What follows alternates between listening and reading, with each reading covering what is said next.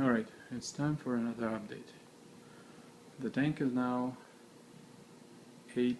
almost 8 months old. As you can see, there's finally some life in the tank. This time around I'm starting to shoot from afar because there's a good chance that the fish will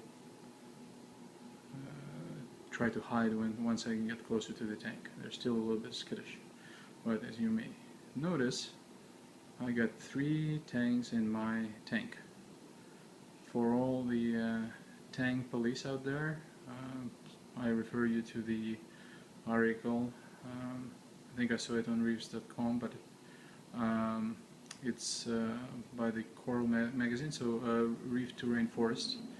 This is where they've published the article on tanks and what is appropriate and what is not appropriate. So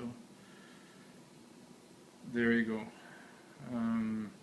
As you can see, they are doing quite well.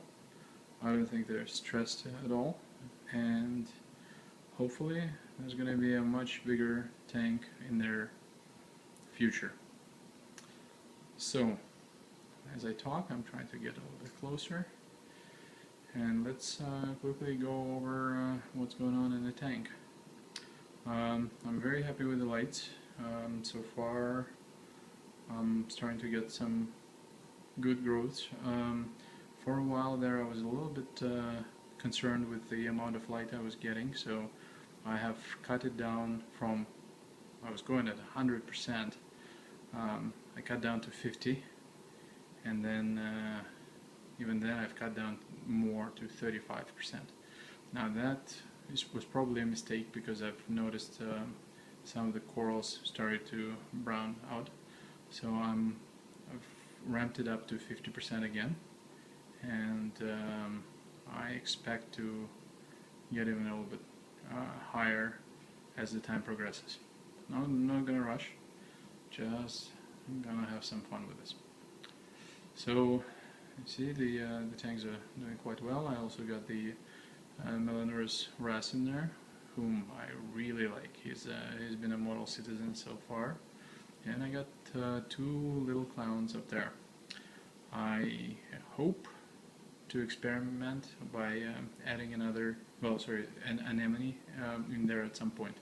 I also hope to clean up a little bit the sand bed. I think it's too messy right now. And I am thinking of turning part of my refugium to be actually a frac tank. What I wouldn't give to have a spare fish room, but not at this time. Not at this time. All right, let's take a quick look from one side of the tank, and that looks pretty good. I'm getting a little bit of browning on my Mantipora, and I am not sure what's causing it. Could be the pulsing xenia that's nearby, that, or it could be the lighting that I've cut down on for so much. What else?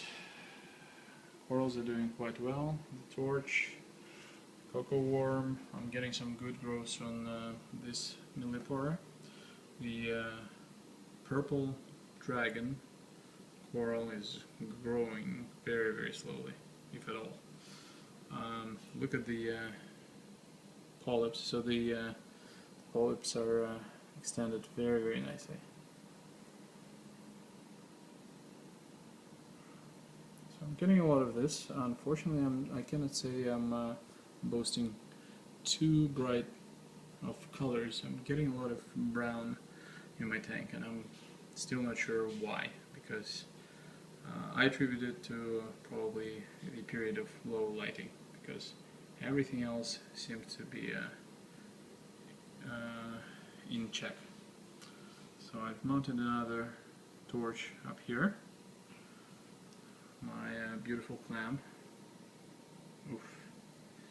And this coral has not been doing too well either, but its sister colony at the store has not been doing too well either. So I'm kind of concerned as to what to do with this guy.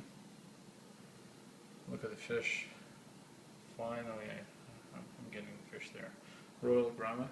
I'm really fancying this pup. And everything else is doing great.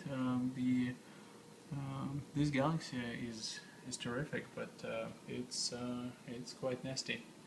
So I may have to do something about it eventually. Probably at some point might even replace it with an anemone or whatnot. So here's another shot, and you can see for some reason the frog spawn has deteriorated and died. I'm quite upset about it, but I'm not sure what caused its demise. I've also set up the automatic feeder, so I'm very happy about it. And let's have a quick look at what's going on down at the bottom.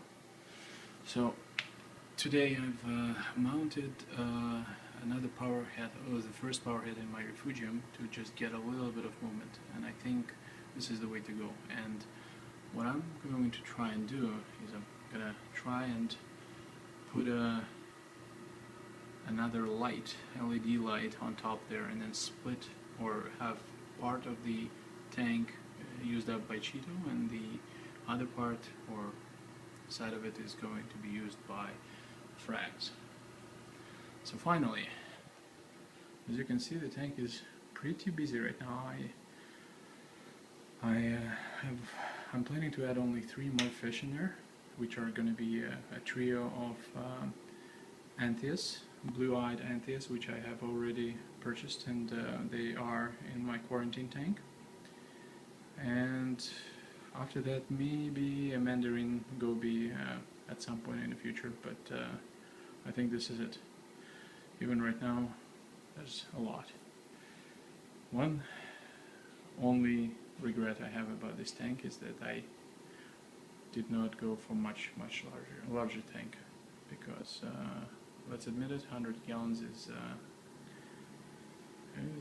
not much. It's not much.